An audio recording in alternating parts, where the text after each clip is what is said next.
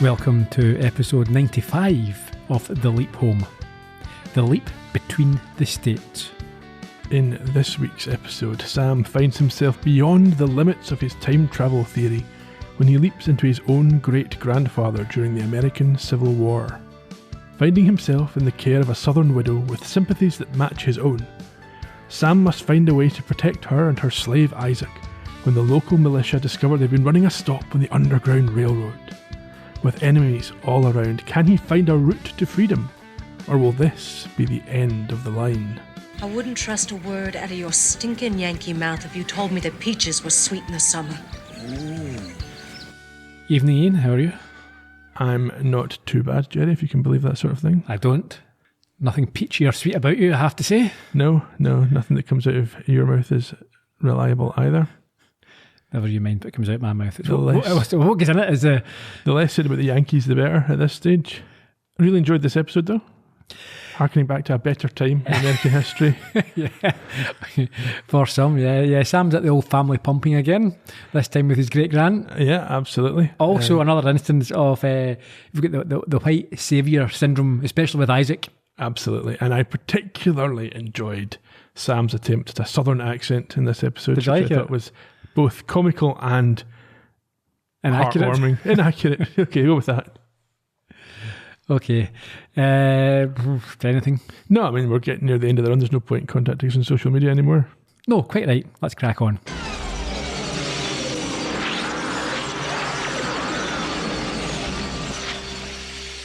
The introductory scene is exactly the same as we saw at the end of last week's episode. Sam leaps into what you presumably are meant to assume is a reenactment of the American Civil War, which immediately becomes apparent it is not, as people are killed all around him and cannonballs fly. Oh boy. After the credits, we return to the battleground and see it as when? It's the 20th of September, 1862, and as Sam attends to a mortally wounded soldier, he learns that his name is Captain Beckett. Sam is clearly very disorientated and all befuddled. I quite enjoyed his bedside manner. The wee soldier's like, oh, I can't even feel anything below my neck. He's like, no, it's fine, probably better that way. Honestly, you wouldn't want to see it.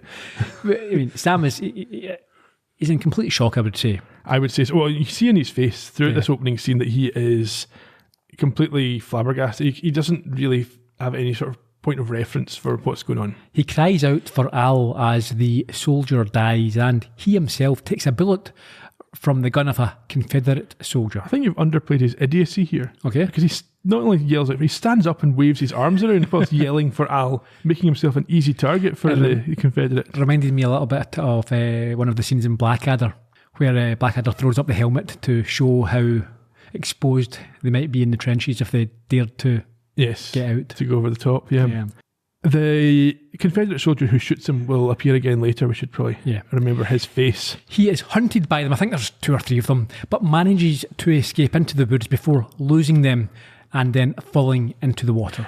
Yes, but I'm almost certain there's been a scene deleted right here because they refer to multiple things that happen in the next couple of scenes that would have made sense for us to see. We'll come back to that. Okay.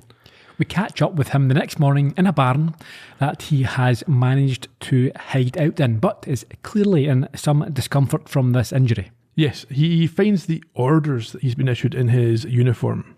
He also discovers the date, and the letter that gives these orders addresses Captain John Beckett. Information that he intermittently remembers and forgets over the next 5 minutes. Yeah.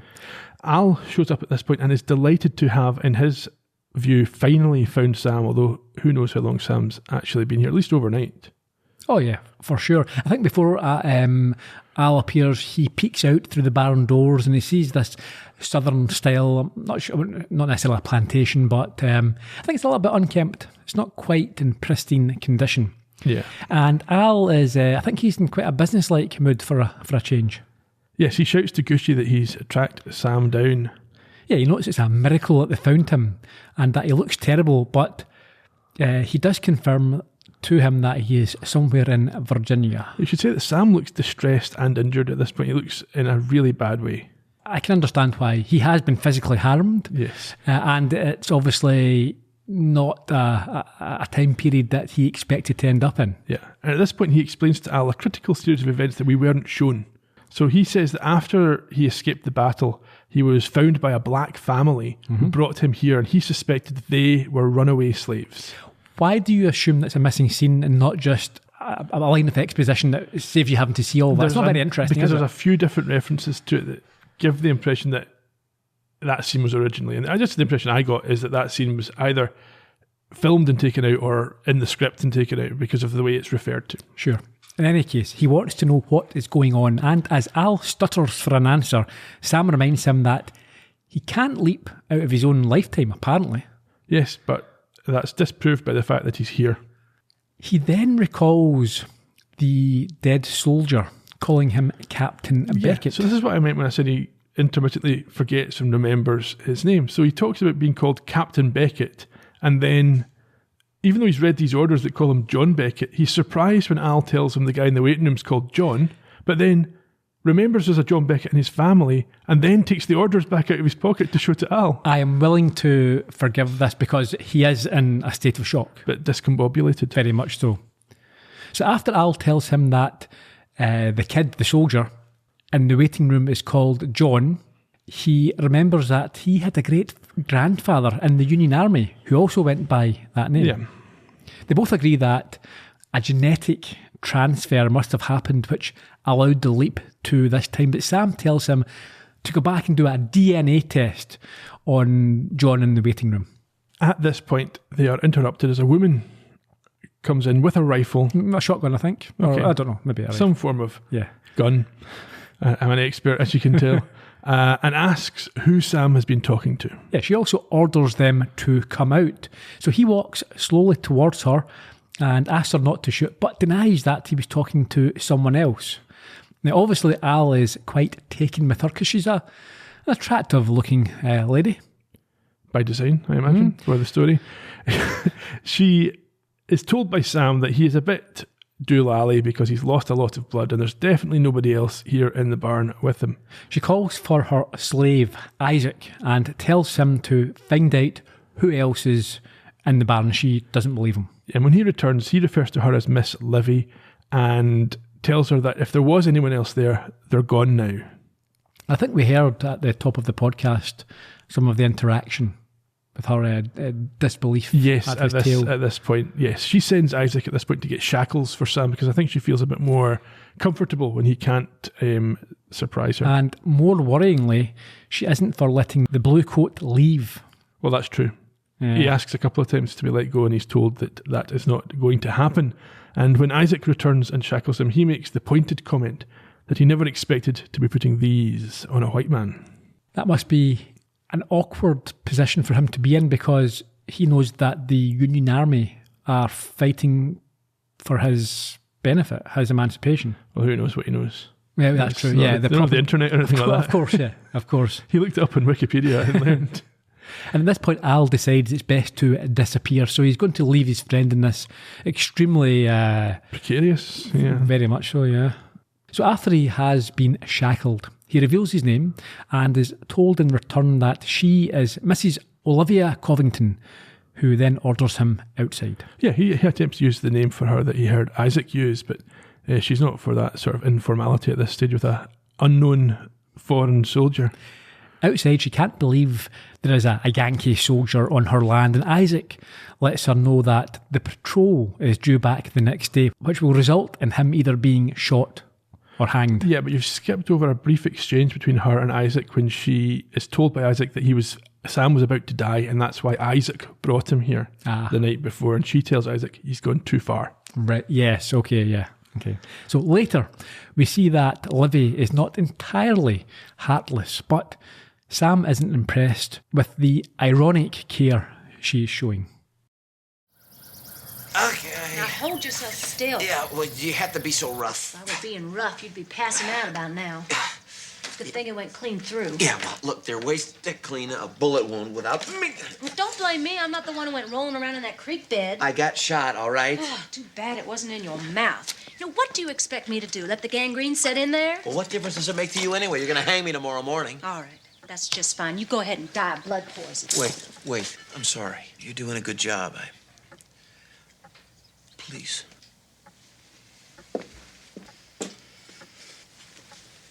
What is that? Haven't you ever seen a mustard poultice before? Oh, wow. Yeah. Forget what I said. Bring on the gangrene. Honestly, I will never understand you Yankees. Dirty, stinking, foul No, barbarians. just wait a second. Yankees, we are people just like you. People just like me don't ride in roughshod and slaughter an entire herd of cattle that don't belong to them, or steal most all their chickens and their corn. Yeah, well, war is hell. How dare you say that to me? It's not your home that's been ravaged, and it's not your husband that's been killed. I'm sorry, I didn't... Never mind. I managed just fine all by myself. Well, I can see that. It's a good thing you got Isaac and the others, though, to help. There are no more others. Gone away a long time ago, all of them. But I saw them last night by the stream. Delirium makes a person see lots of things. Let's here. I'll get something to wrap it up with. Do I need to have Isaac come in here and keep an eye on you? No, ma'am. I'm not going anywhere. So we've got another vulnerable woman for Sam to... Although she is quite worldly, I suppose you could say. Yeah, but she's in a vulnerable position here. She's certainly exposed, and he knows, and he doesn't let her forget that he knows information that could be damaging to her, but she will go back over. Again, I go back to the point that I made earlier about feeling like a scene is missing, because he talks about having seen these others at the stream, and we're not learning enough from the dialogue, I don't think, to know exactly what's happened here. So it could be that they're meant to just be hinting at it, but I think there was probably a scene where this family found him and Isaac helped all of them back to the barn. Okay, yeah, maybe. I would tend to disagree. I would tend to think that you can say that, and actually seeing it doesn't add it. I don't know. Anyway, she exits, and as we heard there, Al arrives and admires her as she leaves. Yeah, the credentials that he admires her for are a little bit thin. Married at 22 and widowed at 24. That's not an achievement. Have you been looking at my notes? I have noted in brackets here, why admire? Not an achievement. Fortunately, you keep your notes very secret. I do now, after the returned inspector incident, which, if anyone wants to know, we can maybe discuss it. No, ask me about the returned inspector incident, and maybe we'll discuss next time at a podcast festival one day. Yes, understandably, Sam is more interested in what Ziggy thinks is going on, but as per usual, Al has nothing, although his theory of genetic transfer was correct. Apparently, genetic field transference. Sam, having learned this, is now a bit invigorated, and he checks in the mirror and is pleased with what he sees. Yeah, he beams at this young, handsome ancestor smiling back, but there is another shocking twist. Al has once again buried the lead. Okay. It turns out that Sam's great-grandmother is Olivia Covington. Which Al finds very amusing. I don't know if that's illegal. In the Deep South, you can do your cousins, can't you? Oh, probably. Your great. I think in the Deep South you can do whatever you want as long as you're white. Anyway, Al tells him he has to get her to like him, but Sam is not at all concerned because he knows that in the original history everything worked out, so that cannot be what he's here to change. However, Al informs him that it's only 59% that his mission is something else, and he has to keep the romance on track while he figures out what he's actually there to do. I'll make the point now, and I'll not come back to the very end, but we never really find out what he's here for. Can't remember. It's never specified. Yeah. Well, but is it not for this? We don't know. It must be. It said 59%, but so it could go either way. We'll come back to it. Anyway, as they argue, Livy returns and is dismayed that she has to nursemaid a Yankee, and a crazy one at that, as Al tells Rhett to go and get her. That must be a movie reference. Shut up. Sam then surprises Olivia by not recognising the sound of cannon fire. Yeah, well, is it not right? Is it maybe just getting a fright because you know that? Yeah, but he says, "What's that?" Who does? Sam does, and she says, "You being a soldier, you should recognise the sound of cannon fire." Of course, yeah. But he doesn't have time to explain, as just then Isaac rushes in to tell them that the barn is on fire. Sam pleads with Olivia to release him so that he can help extinguish the blaze. And we watch as between them they eventually manage to put out the flames before the barn is lost. It's one of those scenes that's great to take notes in. Yes. They put out the fire.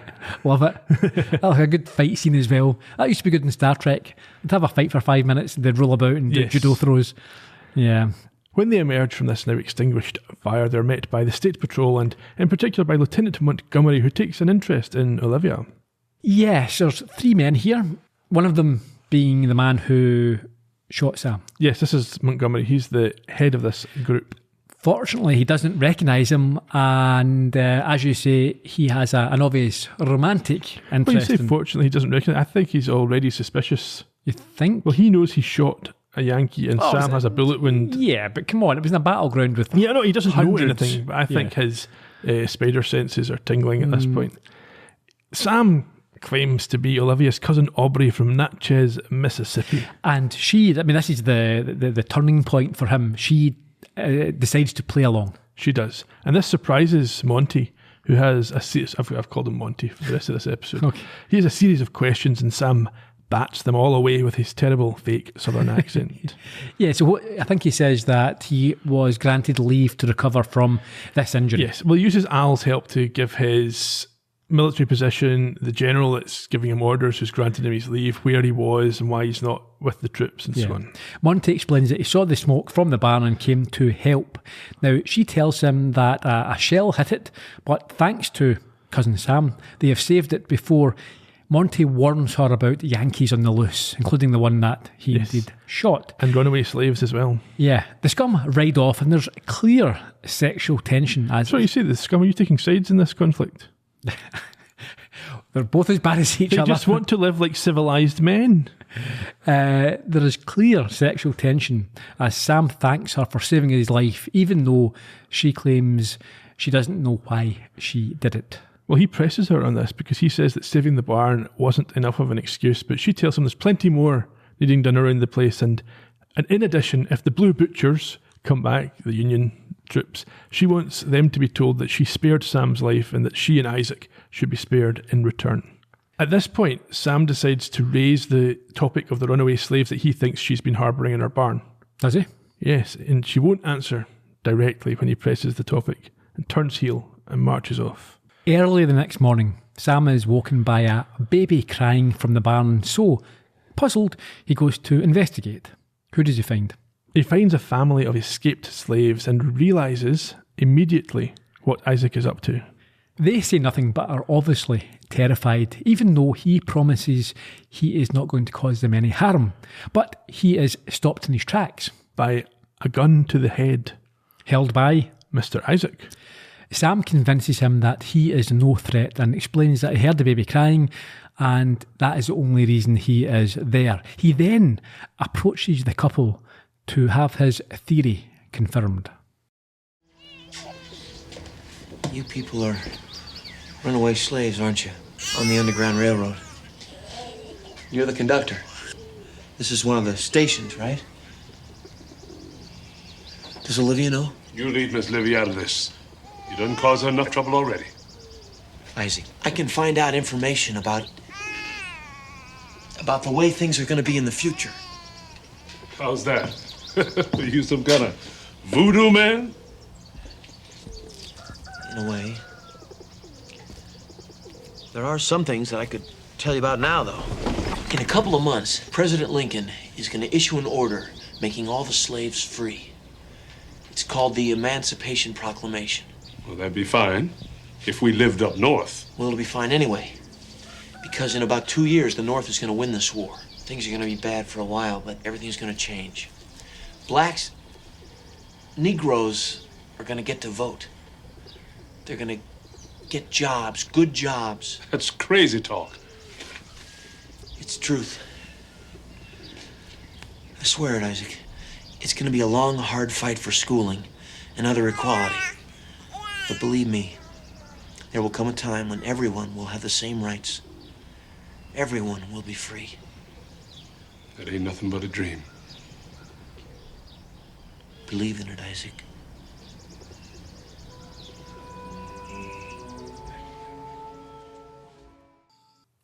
Who's going first in this? I have to say that was quite nauseating. It's garbage as well. Leaving aside the content or the sentiment, leaving about the claims made by him, he's doing this again where he's doing future boy stuff, especially For no purpose either. especially back in the 1800s. So yeah, in 100 years when you're long dead, things will be better. But why does he think that anyone would believe his visions? He's a soldier, There's right? that. And even if they did believe it, it's not useful to them. It's not useful, and I think it's it's fairly despicable from a script point of view here that he's making these claims as if they're fact that in the future there'll be equality. In 2024, there is still not. In 100 years from the the 1960s, there are people dying and fighting and being shot because of equality issues. It's a nonsense to say that, and in any case, even if it was true, it means nothing for Isaac at that point in time. He needs help and support right there. You can't say, don't worry about it. Well, I don't know what Sam even thinks he's achieving. Like, they'll feel much better if they know that in the future things are better. Yeah. Well, why would they? And then he said the Emancipation Proclamation, as if they care right now about the name of a document. It's just, it's infuriating. He makes himself sound absolutely nuts. And it's also a complete lie because, as you say, there is no such equality even today. No. So why would he imagine that it exists? Yeah. And as we find out anyway, one of his descendants is murdered because of it. Yeah, in a racial killing. Yeah, so we'll get to that. Anyway, he wishes the couple the best of luck, and then he strolls out like the cock of the walk. Yeah, leaving, haven't I agree? Yeah, leaving Isaac confused by what he has just heard. Sam thinks he's just, again, solved all their problems. It's cured racism. In the garden later on, He's probably hoping that if they know that everything will be okay, they won't have to protest so much and stuff, Yeah. So Sam's in the garden, having his manliness called into question by Livy as he struggles to get her water pump moving, and so resorts to mentioning the barn save.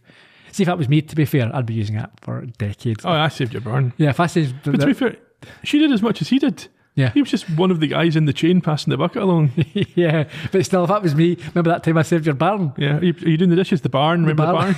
Yeah. You're lucky you've got a barn. Can you go and pick up the kids from school? Barn. Anyway, she tries the pump before he makes her uncomfortable by getting behind her to help. I assume this was a really clumsy metaphor where the two of them are together at the pump. Whether she likes it or not. Yeah. But we can, I suppose we're meant to see that they are both into each other. Are we? Well, Because she starts to panic as soon as his hand touches hers. Although she doesn't... Yes, I think you're right. I think she is starting to take an interest in him here. She insists that she is not some wilting flower and can do this work herself, and doesn't quite appreciate it when Sam agrees that she certainly isn't the wilting type, considering like what she's doing. He once again, yes, as you say, brings up this topic of sheltering runaway slaves, and once again she won't address the topic. Why does he keep doing this? What is he trying to achieve? He responds by asking if she knows the penalty for harbouring slaves. It's almost a threat and implied. Yeah. It's like, I know what you're doing. I know. Yeah. And you better be aware that I know. Yeah, if you don't give me what I want, I'll be letting people know. So, very uncomfortable. They have a quick fight about trousers before he once again goes all voyeur. Not voyeur. What's the word? Future. A prophet. Yeah, starts prophesying about things to come for women. Oh, you'll get to vote one day and have equal rights. That's great. You will not. You'll be dead. And he also mentions that she saved them from Montgomery and is therefore sympathetic to the Union cause. That's a dangerous implication, even if it were true. I think she wants to argue against what he's saying, but doesn't really have or wants to agree with him. So she storms off as Al arrives and describes her as magnificent. He wants to know why Sam is antagonising her. I think he's misreading it slightly. I think it's more playful than Al's realised. Yeah, maybe that's sort of pushing her buttons. It's a little bit like, again, we said before, in the playground. Well, this is Sam's way, isn't it? Yeah. Yeah. Why is Al wearing an outdoor coat? Is it cold at the Quantum Leap Centre? Maybe it might be the winter. He's indoors underground. Air conditioning can be very cold. Yeah, could be. Yeah. He just likes the coat. He wants to show it off. Well, that's it. He's a stylish gent, as we know. I think this show would be so much better if every week at some point Al asks Sam what he thinks of his outfit. He does a little twirl. Yeah. Sam thinks that The reverse is true in terms of antagonising her, but believes he is there to help Isaac with the Underground Railroad and not the relationship with his family member. So he tells Al to give him information to help the slaves so he can leap and stop having to pump his granny. Al doesn't have this, but does have stuff on the people who helped the slaves. 70% were caught and either jailed or executed. So Sam sends Al away at this point to gather more data to help him help the slaves. Yeah, and I think also Al emphasises that sympathisers were treated... They were not distinguished. Between the slaves themselves. So yeah, where do we end up? Well, we seem to have hit fast forward and skipped a few steps here because they've gone from bickering at the pump to both being dressed up for a fancy dinner together. Yeah. Sam's cooked. They're in the dining room that night, and she enters in a dress with ribbons in her hair to find that Sam has set up a candlelight dinner as a means of apology. Well, she's clearly not surprised given that she's dressed in her fancy dress with the shoulders out and everything. No, well, he must have said to her, listen, I'll prepare some food. Get up and dress in your best outfit and put on matching underwear. In fairness, I think that was just how people dressed for dinner. That was them being casual. Was it? Well, it didn't turn up in a pair of jeans. No, she's dressed up as if she's on a date. Yeah, but I don't think they have anything else to wear, really. You've got work clothes and then non-work clothes, I think. Yeah, okay. He serves dinner to Olivia, who's very impressed with his skills in the kitchen. Yeah, I think she also mentions that it's amusing seeing a white man in an apron, which he swiftly removes before offering her a seat. Livy then suggests that they have a drink from a 40-year-old brandy. Sam declines this at the moment because I think she was setting it aside for her husband's return from war. Yes. He awkwardly suggests that she keep saving it, but doesn't know why. And so they start to eat. She refers to her previous cook who has gone on the run and she hopes she's well but misses her food. No, and her. She says she misses her. Yeah, that's true. Sam decides to... I mean, how sympathetic. If she was a slave. How many good... but are we sure? No, I'm not sure. I mean, I don't... Are they slaves or are they servants with her? I think in the South they are not going to be given any kind of rights that... No, but she... What would be the difference? Okay. They don't have any place in society. No, sure, they're slaves in society, but with specific regards to that household... Well, maybe they were well treated. No, I mean... If they wanted to leave, then they go. She isn't... I feel like she hasn't held them back. And yes. She obviously is running this railroad, so she would have the facility. So she's not treating them go. like slaves. She is... They're just people who happen to stay in her house and look after her for free. Well, yeah, but they're not slaves. Like they can't... From her point of view... It seems to me like it would be a very narrow distinction that might not mean much to the people involved. No, I think actually the opposite. I think that I would suggest that back then I'm not saying it's a good situation, but I would say there are people who abhorrently treat people. Yeah. Even if you are a slave, there will be people who don't abuse you. So we file her under not the worst slave owner. Not the worst slave owner. Okay. Yeah, and let's say maybe not even a trophy for that one. No, you shouldn't be. You shouldn't be. I mean, for it, but I don't think. I think she's quite happy for them to leave and not treat them, her personally, not treat them like slaves. And she would like society to be different and stuff, but it's not. Yeah, no, they are, but they are slaves. To be clear, they are slaves in that environment. Yeah, okay. Sam, at this point, starts aggressively flirting. And also decides to predict the future.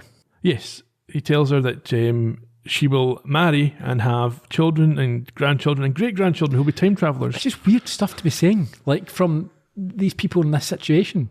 Most folk don't even meet their great-grandchildren and won't care. Yeah. I don't care if I have great-grandchildren. No. I will never know them, even if they are alive at the same time as me. Global warming. By then. Global warming. If they're in a... Here you go, great-grandkids. Enjoy the planet. You've got 5 years left. She tells him her vows are to Daniel and they were for life. And then he creepily responds that... That's what Elton John said. Someone as young and beautiful as her shouldn't spend... her life alone. It's just weird stuff. Yeah, what again? It's this sort of thing as beautiful. So if you were not as attractive, then you deserve to. Yeah, live you'll be in on your own, you hag. This causes a bit of sexual tension before. Yeah, well, you can tell that she's into him because she's not running away, disgusted by these really weird comments. She's just willing to let them go because she's got this interest. But we've seen he's a very handsome guy and clearly able to help around the house. Yes. And apparently good at the piano because he makes a fine tune. No, it's a player piano. I know, yes. Yeah, so he sits at this player piano, which is well, you already know he can play the piano, though. Yeah. You can't hear. He's a big concert level. Yeah. He finally charms her into submission by asking for a dance and claiming that they don't need any music because obviously when you're not moving the pedals, the music stops. She has no hesitation in agreeing to this, and Isaac shows up at the door and looks very pleased when they get much closer towards the end of their dance. Yeah, well, they're moving around the house together and they're trying to fight off the locking of lips. Well, every time they come close, one or other of them takes a gentlemanly or ladylike position and alters the stance. Well, I think even Sam, he's reluctant to kiss his granny. I'm not sure that... He's done much worse. Oh, much worse, yeah. Instead, he puts his lips to her hand, which is met with, as you say, the approval of the beaming Isaac, who has arrived at the door. Yes. Later that night, Sam enters the barn, where he finds Isaac with 2 new runaways. Oh, Isaac. Oh, congratulations. Don't mind him, Captain. A lot of us just aren't used to dealing with white folks this way. I understand. Listen, the Army's amassing for a big battle near Fredericksburg. Now, these folks, their best bet is to follow the James River west until they get to Buckingham County. So you are a voodoo man, huh, sir? No, I'm not. Isaac, I can't explain it to you, but I promise you that my information is 100% correct. We know you runaways right now. Be quiet. Kill him. Come on out. You come out or we'll burn you out. I ain't about to shoot no rebel officer. They'd hang me from a tree and Give skin me the me. gun. What? Give me the gun, right now. Won't you tell these mouths now? What you going to do? You're gonna have to trust me on this, Isaac. Damn you, Captain. What the hell you doing? Trust me. Whoever's in here, you come on out now. Back here, Lieutenant. Come on out of here. Come on. Well, what have we here? Runaway, sir. I have the situation under control. What's going on here? I have bad news for you, Cousin Livy. It seems that your slave here, Isaac, has been taking advantage of you. Been running slaves north, right under your nose. That is well done, Captain. Shackle these runaways, and then you look around, you find me some rope.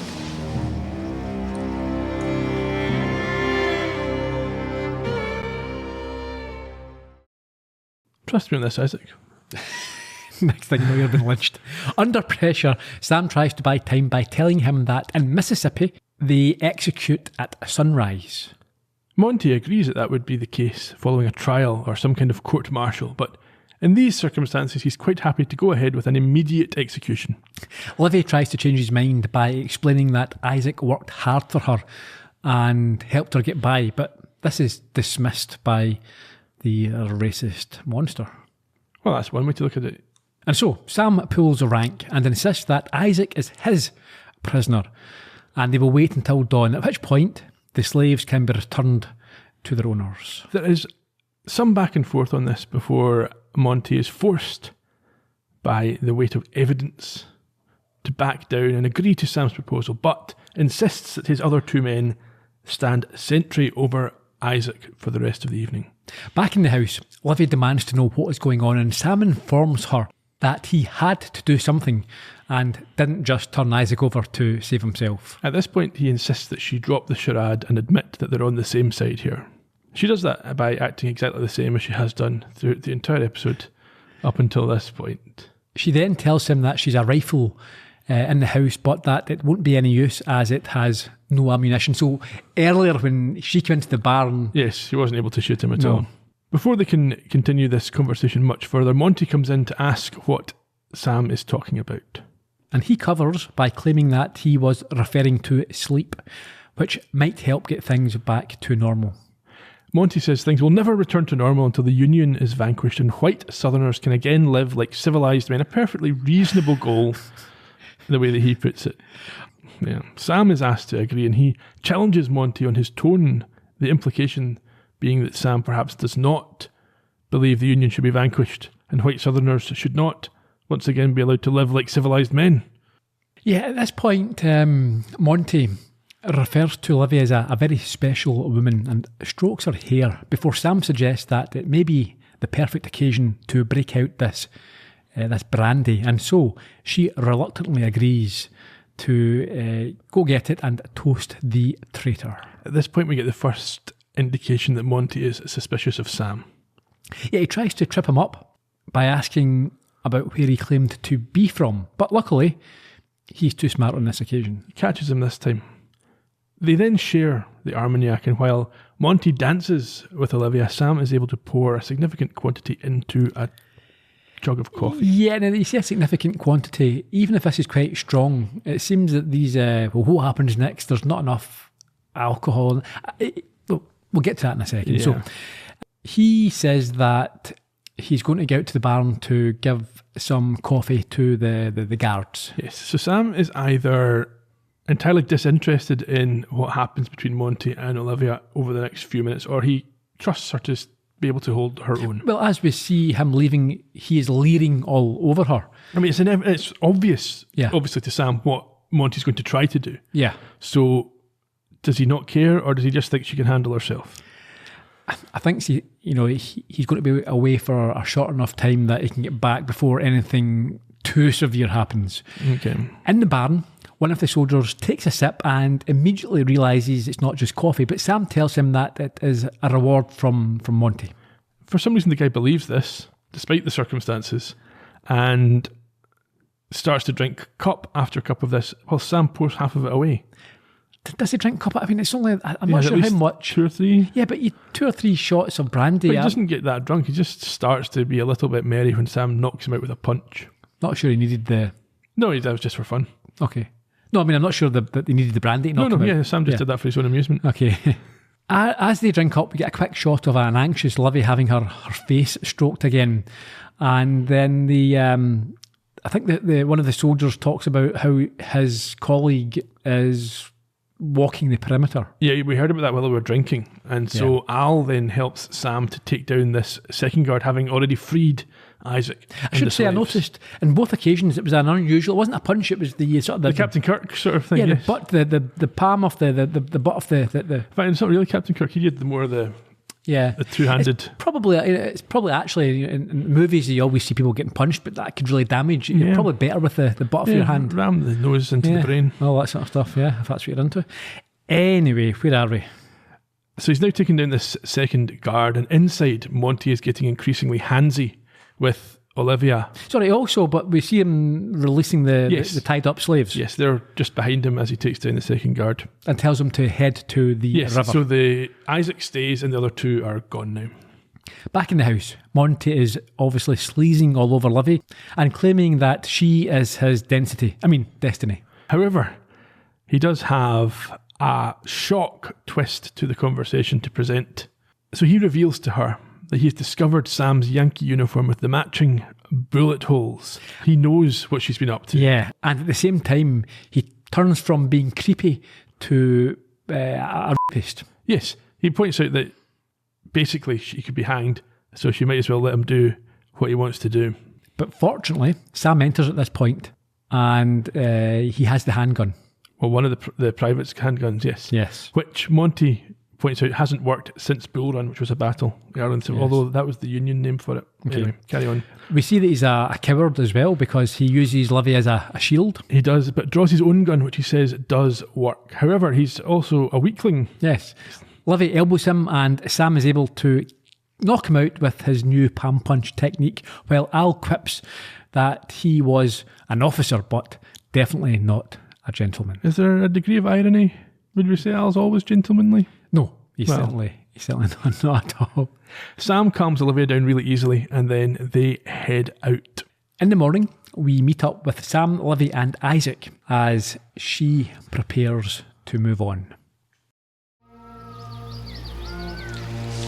I know this must be a shock to you, having to leave your home, leave your land. It's not what I was worrying about. What's wrong then? You and I being so different and all. I was wondering whether a man like you could ever love a woman like me. Well, I think that a man like me is gonna love a woman like you very, very much. Captain Beckett. What is it, Isaac? A word, sir, please. Sam, good news, there isn't a rebel outfit within 8 miles of here, and Ziggy says the odds of you reaching the Mason-Dixon line are 98%. Yes, Isaac? Well, sir, I've been thinking. Once I'm a free man, I'm gonna need a last name like everybody else. Got any ideas? Well, I considered Lincoln. Considered Covington, since I've been with y'all since I was a boy. I considered Beckett. To thank you for taking me with you, sir. Well, you don't have to thank me, Isaac, but I'm flattered. Most of all, I like the way I feels about being a free man. Makes a man feel like a king. So if it ain't too uppity, I'd like to be called Isaac King. Sam, you're not going to believe this. Isaac here goes on to have a son named Emmanuel, and Emmanuel goes on to have a son. King? Something wrong with it? No, it's fine. And that son has a son, a very famous son, Martin Luther King.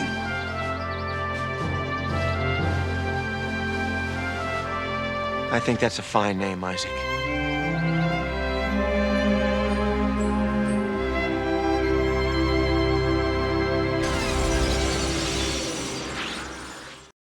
And so Sam leaps. Yes, into a man being hauled down some stairs by two stronger guys. They threaten to cut his hair because it's too long, and they sit him down in front of a mirror, and we see that he is the king. Appropriately. Oh boy. Yeah, the end of that clip there, it was like, and he has a son, and he's a son, and his name was Stephen.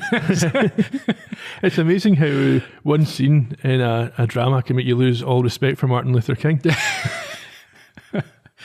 Oh, dude. Well, I get it, but that just proves the point. Yeah, so you're telling them all about how in the future everything will be wonderful, but this relative of his will be murdered because of what because of race and what he believes. What he stands up for, yeah. There we go.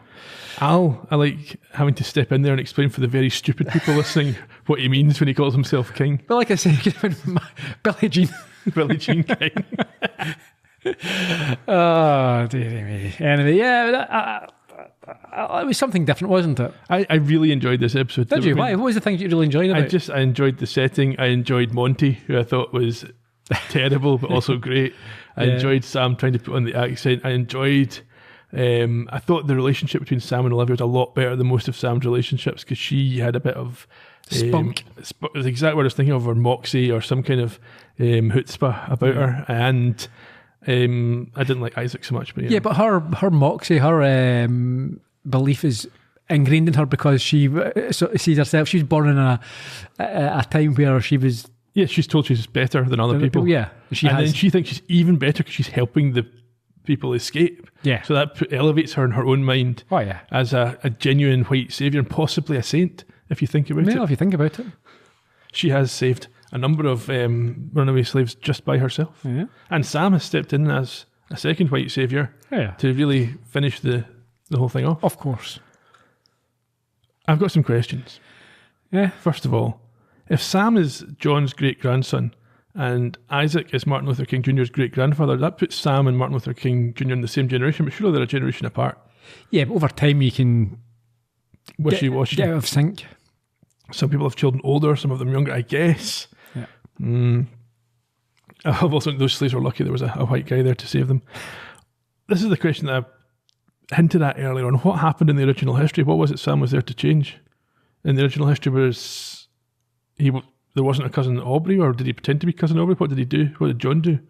I don't know. Maybe it was Isaac. Maybe it was the whole Martin Luther King thing. So Martin Luther King didn't exist until this? If Isaac was hung, then that family lineage stops. So, but then somebody else could have called himself king. I don't. But then surely Al would have pointed that out earlier on, that he's going to have an important great grandson if he lives. But at the moment, people can't vote and stuff. But we'll change it in the 60s if you. I think the answer is just he was there to get with his gran. But that already happened in the original history. We also know that. Yeah. What did he change? He hasn't changed anything. He's just made sure things still worked out. Yeah. I don't know. Or maybe the directions he gave to that runaway family stopped them getting caught later on. It just didn't get mentioned. I didn't get it. I didn't understand what the purpose of the leap was, other than let's put Sam in the Civil War and see how it goes. That was the purpose of this episode, yes. Just running out of ideas. A couple of episodes to go. Let's do something different. Okay. Any other thoughts before we go into the trivia? Nope. Okay, originally aired on the 30th of March 1993, and David Hemmings returned to direct. His only previous work on the show was doing the pilot, Genesis, so if you want to hear more about him, go back to that podcast. He doesn't come back again, so that's his work complete. Richard C. Oakey wrapped up his contributions with the sixth of his six scripts. If you want to hear more about him, head back to the podcast. For A Single Drop of Rain, Olivia, played by Kate McNeil. This was her only quantum leap. She also appeared in things like Monkey Shines, Space Cowboys, ER, Grey's Anatomy, and Star Trek Enterprise. She's now 65, and her last screen credit was 2021, so possibly pre-pandemic filming. Isaac, played by Michael D. Roberts, we know all about him from The Colour of Truth. If you want to hear more about him, go back and listen to that podcast. This was the second of his 2 appearances. Lieutenant Richard Monty Montgomery was played by Jeffrey Lower. This was his only quantum leap. He's best known for his long run in Dr. Quinn Medicine Woman. Also appeared in things like Friends and Hook. He quit a law degree to enrol at Juilliard and has appeared regularly on stage, often in Shakespearean productions, and he's now 61, still appearing on screen from time to time. Private Rider in the barn with the coffee and the Armagnac. He was played by Neil Gentoli. This was his only quantum leap. He's also in things like Child's Play, The Shawshank Redemption, Waterworld, and fittingly for next week, Memphis Belle. He's now 65, and his last screen credit was 2006. None of the Runaway Slaves were credited in this episode. The episode was Emmy nominated for sound editing. Obviously, it's the earliest leap chronologically. Second time Sam's leapt beyond his own lifetime. You remember the first one? No. Is the leap back when he went to 1945 with Al. The title references the war between the states, and not the leap between the sheets, as some people suggested originally.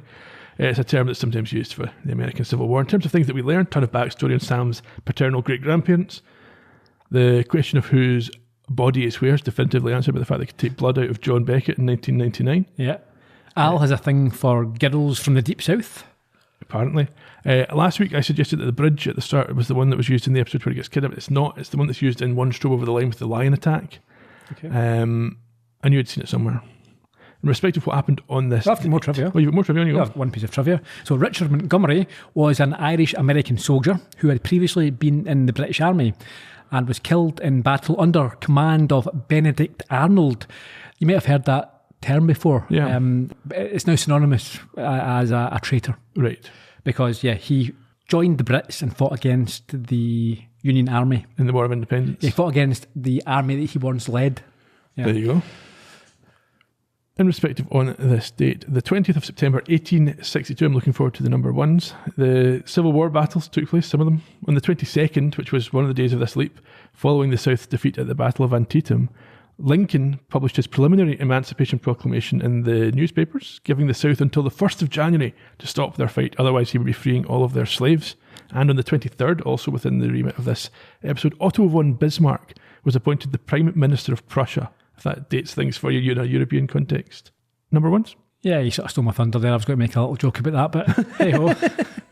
Next week, Sam has got some big blue suede shoes to fill as he leaps into a famous face and tries to save a young woman from a bad relationship in Memphis Melody. So, we will see you in 1954. Until then, cheerio. Bye-bye.